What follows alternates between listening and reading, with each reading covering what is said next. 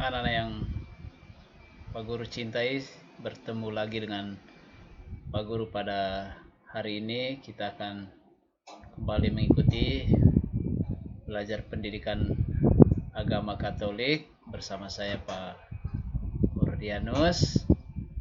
Dan minggu lalu kita sudah bicarakan dua sifat gereja, yaitu sifat gereja yang satu dan sifat gereja yang kudus. Dan hari ini kita akan mempelajari dua sifat gereja yang lain, yaitu gereja yang Katolik dan Apostolik. Ini dua sifat gereja yang akan kita bahas berkaitan dengan materi kita untuk hari ini. Yang pertama kita lihat tentang gereja yang Katolik. Sifat gereja yang Katolik atau ciri gereja yang Katolik.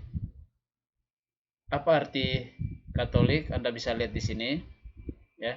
Apa arti Katolik? Katolik itu dari kata Latin, ya, yaitu Katholicus, yang berarti universal atau umum. Dan nama ini itu sudah dipakai sejak abad kedua Masehi pada masa Ignatius dari Antioquia menjadi uskup. Kemudian ciri Katolik ini mengandung arti juga gereja yang utuh, yang lengkap, tidak hanya setengah atau sebagian dalam menerapkan sistem yang berlaku dalam gereja Katolik. Kenapa bersifat universal? Itu artinya gereja Katolik itu mencakup semua orang yang telah dibaptis secara Katolik di seluruh dunia, di mana setiap orang menerima pengajaran iman dan moral serta berbagai tata liturgi yang sama dimanapun berada. Artinya bahwa secara liturgis gereja Katolik itu sama. Kemudian di sini juga dikatakan kata universal juga dipakai untuk menegaskan bahwa tidak adanya sekte-sekte dalam gereja Katolik. Artinya secara singkat Pak Guru mengatakan Katolik artinya universal, umum, utuh, tidak terbagi. Kemudian kita lihat arti gereja yang Katolik berdasarkan dokumen gereja dari Lumen Gentium artikel 13. Kita lihat di sini dikatakan bahwa konstitusi Lumen Gentium Konsili Vatikan II menegaskan arti kekatolikan. Yang pertama, satu umat Allah itu hidup di tengah segala bangsa di dunia karena memperoleh warganya dari segala bangsa. Yang kedua, gereja memajukan dan menampung kemampuan, kekayaan, dan adat istiadat bangsa-bangsa sejauh itu baik. Dan yang ketiga, gereja yang Katolik secara tepat guna dan tiada hentinya berusaha merangkum segenap umat manusia beserta segala harta kekayaan di bawah Kristus, kepala dalam kesatuannya dengan roh. Ini pandangan Lumen Gentium arti ke-13, arti gereja yang Katolik. Kemudian pertanyaannya, mengapa gereja disebut Katolik? Yang pertama, gereja itu Katolik karena gereja dapat hidup di tengah segala bangsa dan memperoleh warganya dari semua bangsa. Ini artinya bahwa gereja itu Katolik karena umatnya itu dari seluruh bangsa di dunia ini. Sehingga di sini dikatakan gereja sebagai Roh Kudus mempunyai pengaruh dan daya pengudus yang tidak terbatas pada anggota gereja saja, melainkan juga terarah kepada seluruh dunia. Dengan sifat Katolik ini dimaksudkan bahwa gereja mampu mengatasi keterbatasannya sendiri untuk berkiprah ke seluruh penjuru dunia. Kemudian mengapa gereja disebut Katolik? Yang kedua, gereja itu Katolik karena ajarannya dapat diwartakan kepada segala bangsa dan segala harta kekayaan bangsa-bangsa dapat ditampungnya sejauh itu baik dan luhur. Artinya, gereja itu terbuka terhadap semua kemampuan, kekayaan, dan adat istiadat yang luhur tanpa kehilangan jati dirinya. Sehingga di sini sebenarnya gereja bukan saja dapat menerima dan merangkum segala sesuatu, tapi gereja menjiwai seluruh dunia dengan semangatnya. Maka di sini Yang kedua itu kenapa disebut Katolik, karena ajarannya untuk seluruh umat manusia.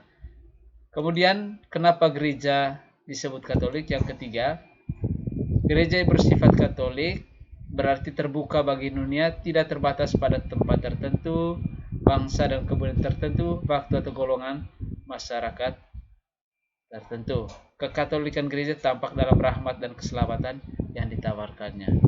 Gereja ini Katolik karena dia terbuka untuk semua, siapa saja yang mau jadi Katolik, monggo, orang bilang monggo silahkan. Kemudian yang keempat, iman dan ajaran gereja bersifat umum, dapat diterima dan dihayati siapapun. Maka jangan heran kita dalam ajaran gereja selalu menggunakan bahasa-bahasa yang digunakan oleh negara setempat atau daerah setempat untuk menjelaskan tentang iman Katolik. Maka di sini iman dan gereja itu bersifat umum, mempermudah orang untuk mengenal ajaran-ajaran Katolik. Kemudian yang kelima, kenapa gereja disebut Katolik? Karena gereja bersumber dari firman Tuhan sendiri. Artinya di sini kekatolikan gereja tidak berarti bahwa gereja melebur di dalam dunia. Namun dalam keterbukaan itu, gereja tetap mempertahankan identitasnya. Kekatolikan justru terbukti dengan kenyataan bahwa identitas gereja tidak tergantung pada lahiriat saja, melainkan suatu identitas yang dinamis, yang selalu dan di mana dapat bertahan diri bagaimanapun juga bentuk pelaksanaannya. Maka ada istilah dalam gereja Katolik itu aggiornamento, artinya gereja selalu mengikuti perkembangan zaman. Bukan berarti dia mengikuti, tapi jati dirinya tetap ada di situ. Kemudian yang berikutnya, yang keenam, kenapa gereja disebut Katolik? Karena bersifat dinamis. Ya, gereja dapat dikembangkan lebih nyata diwujudkan cara bersikap terbuka, menghormati kebudayaan lain, adat istiadat, bahkan agama bangsa manapun. Bekerja sama dengan pihak manapun yang berkehendak baik untuk mewujudkan nilai-nilai yang luhur di dunia ini. Maka inilah kenapa gereja disebut Katolik. Yang keenam, gereja bersifat dinamis. Saya ulangi bahwa dinamis berarti dia mengikuti perkembangan dan dia terbuka untuk semua budaya, bangsa apapun, agama apapun, selama itu untuk keselamatan atau kemaslahatan orang banyak. Kemudian yang berikutnya, bagaimana mewujudkan kekatolikan gereja? Atau di sini dikatakan usaha mewujudkan kekatolikan gereja itu seperti apa? Ada beberapa poin kita lihat. Yang pertama, cara mewujudkan kekatolikan gereja yaitu terbuka dan menghormati kebudayaan atau adat istiadat bahkan agama bangsa manapun. Kita harus terbuka dengan agama apapun, budaya apapun. Cara mewujudkannya, kita tidak boleh menutup mata, atau dalam bahasa kita itu harus eksklusif, tidak boleh. Kita harus inklusif. Kemudian yang kedua, bekerja sama dengan semua pihak yang berkehendak baik mewujudkan nilai-nilai luhur yang di dunia. Ketika kita bicara untuk kebaikan umum, maka kita juga harus terlibat di dalamnya. Jangan memandang siapa dan untuk apa dan kepada siapa kita melakukannya, tapi kita harus terlibat untuk mewujudkan nilai-nilai yang baik. Itu cara kita yang kedua. Yang ketiga, berusaha memprakarsai dan memperjuangkan sesuatu dunia yang lebih baik dan manusiawi. Ini tujuan bagaimana kita mewujudkan kekatolikan kita. Kita harus menjadi pelopor, pionir bagaimana memperjuangkan bangsa ini atau dunia ini menjadi lebih baik. Dan yang keempat, usaha kita adalah setiap orang Katolik harus terlibat dalam hidup bermasyarakat dalam segala bidang kehidupannya. Jangan sekali lagi kita bersifat eksklusif, tapi kita harus inklusif. Ya, kita harus terbuka, kita menghormati, kita mau bekerja sama selama itu untuk kebaikan umat manusia.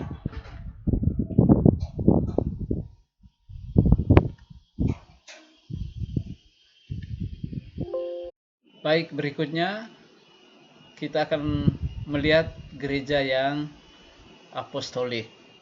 Sifat gereja yang keempat yaitu gereja yang apostolik. Apa arti apostolik? Ya, kita lihat di sini dikatakan gereja yang apostolik itu berarti gereja berasal dari para rasul dan tetap berpegang teguh pada kesaksian iman mereka yang mengalami secara dekat peristiwa Yesus. Kesadaran bahwa gereja dibangun atas dasar para rasul dengan Yesus Kristus sebagai batu penjuru sudah ada sejak zaman gereja perdana. Singkatnya, gereja yang apostolik artinya gereja yang bersumber dari para rasul. Kemudian, tradisi apa saja yang menunjukkan ciri apostolik gereja kita? Ada 4 poin yang bisa saya sampaikan di sini. Tradisi gereja yang menunjukkan ciri apostolik. Yang pertama itu soal legitimasi fungsi dan kuasa hierarki para rasul. Anda bisa lihat di sini ya, kalau kita tahu misalnya Paus itu kan pengganti Petrus sebagai pimpinan para rasul. Ini soal fungsi ya, soal fungsi dan kuasa hierarki dan para rasul. Kemudian para uskup itu kan pengganti para rasul. Maka jabatan hierarki dalam gereja Katolik adalah apa yang sudah ada pada zaman para rasul. Yang kedua, fungsi dan kuasa hierarki diwariskan dari para rasul. Misalnya Paus sebagai pengganti Petrus, dia adalah pemimpin gereja Katolik Universal, Paus. Kemudian di keuskupan, uskup sebagai pengganti para rasul, dia punya tugas adalah mempersatukan umat di wilayah tugas pelayanannya. Ini soal fungsi dan kuasanya. Kemudian tradisi yang lain soal ajaran gereja diturunkan dan berasal dari kesaksian para rasul. Banyak ajaran gereja-gereja Katolik yang memang itu adalah tradisi zaman para rasul. Dan yang keempat, soal ibadat dan struktur gereja pada dasarnya berasal dari para rasul. Maka kalau kita bicara tentang soal komunitas basis gerejawi, lingkungan, itu adalah bagian dari apa yang menjadi struktur ada pada para rasul. Maka ada 4 poin penting tradisi gereja yang menunjukkan ciri gereja yang apostolik. Kemudian kita lihat makna keapostolikan dalam ajaran kitab suci. Anda bisa baca di Injil Matius bab 28 19 sampai 20. Di sini dikatakan, "Karena itu pergilah, jadikanlah semua bangsa muridku dan baptislah mereka dalam nama Bapa dan Anak dan Roh Kudus, dan ajarlah mereka melakukan segala sesuatu yang telah kuperintahkan kepadamu. Dan ketahuilah aku menyertai kamu senantiasa sampai pada akhir zaman." Maksudnya apa di sini? Ya, dari teks ini soal keapostolikan, ya, ada 2 poin penting di sini. Yesus mengutus para rasul dengan bersabda, "Pergilah, ajarlah semua bangsa, baptis dalam nama dan ajar mereka menaati."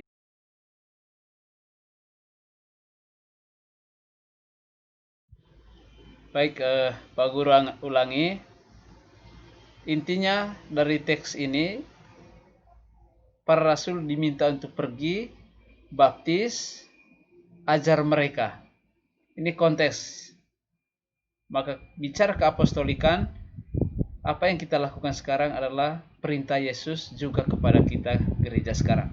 Maka yang kedua di sini dikatakan perintah resmi Kristus untuk memwartakan kebenaran yang menyelamatkan itu oleh gereja terima dari para rasul dan harus dilaksanakan sampai ujung bumi. Gereja terus-menerus mengutus para pewarta sampai gereja-gereja baru terbentuk sepenuhnya untuk melanjutkan karya pewartaan Injil. Ini konteks keapostolikan dalam ajaran gereja, ajaran kitab suci dari Matius 28 ayat 19 sampai 20. Kemudian kita lihat ajaran gereja tentang keapostolikan gereja, Lumen Gentium. Anda bisa baca di Lumen Gentium artikel 23. Ya, nanti baca di buku pegangan siswa. Nah, tolong dibaca nanti baik-baik. Tapi ada beberapa poin penting dari teks ini. pertama, bahwa gereja itu bersifat apostolik karena gereja sekarang mengaku diri sama dengan gereja perdana, yaitu gereja para rasul. Hubungan sejarah itu jangan dilihat sebagai pergantian orang, melainkan sebagai kelangsungan iman dan pengakuan. Bukan soal pergantian orangnya, tapi bagaimana kelangsungan iman itu karena dari para rasul, ya kita tahu para rasul melalui pewartaan mereka, kemudian gereja kemudian meneruskan apa yang sudah diteruskan atau sudah dilaksanakan oleh gereja para rasul. Ini menurut Lumen Gentium artikel 23. Yang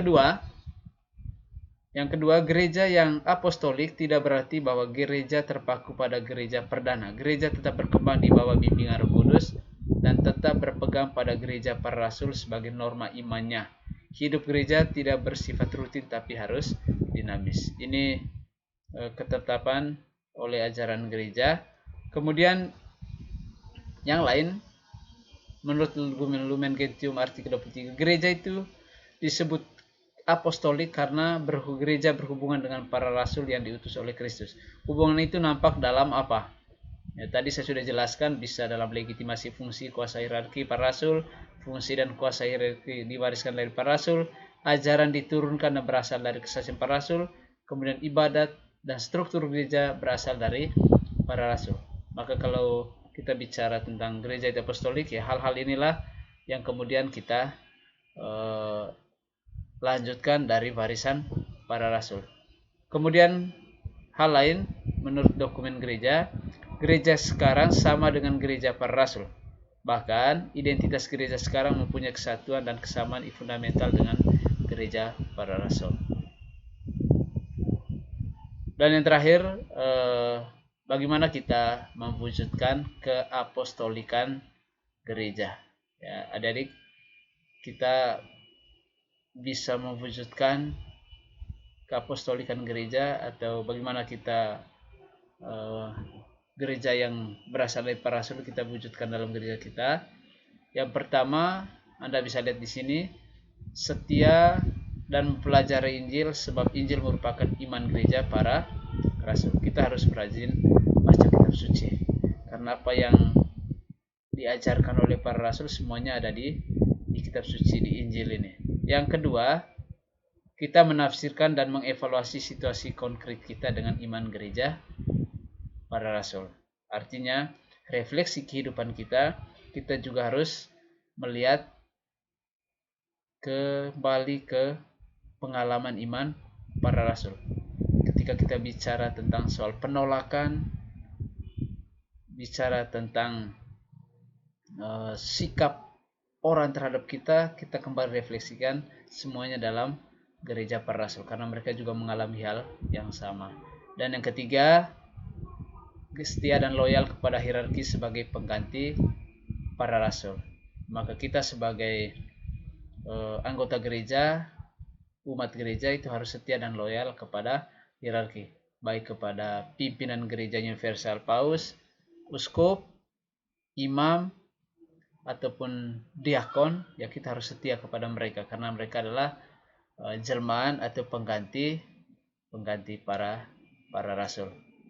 Baik, ada yang terkasih, demikian beberapa hal yang Pak Guru jelaskan berkaitan dengan dua sifat gereja, yaitu gereja yang Katolik dan yang apostolik. Akhirnya Pak Guru menyampaikan terima kasih atas perhatian adik-adik pada hari ini. Semoga apa yang kita pelajari hari ini bisa bermanfaat untuk memahami tentang gereja yang Katolik dan apostolik. Akhirnya Pak Guru ucapkan sekali lagi terima kasih. Tuhan memberkati kita semuanya. Amin.